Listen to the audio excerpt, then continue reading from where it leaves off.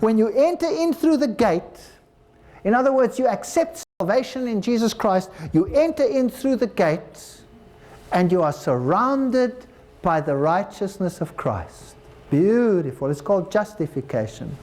And you stand before the altar of burnt offering, and there is a lamb, and you witness the sacrifice of the Son of God in type to take away your sins.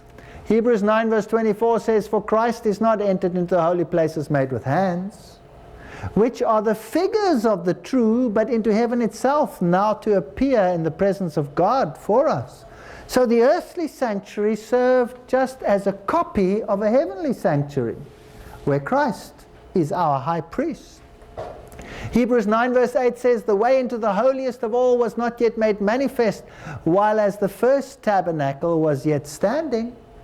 Christ's ministry in the heavenly could only begin once the earthly was completed. How do we know that?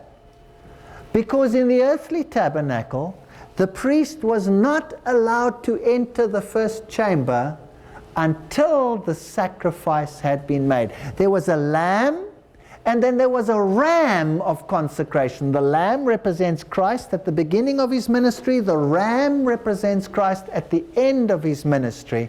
And if that ram of consecration was sacrificed, the priest was permitted to go into the holy place. And the Bible tells us that Christ entered not with the blood of sheep and goats, but with his own precious blood.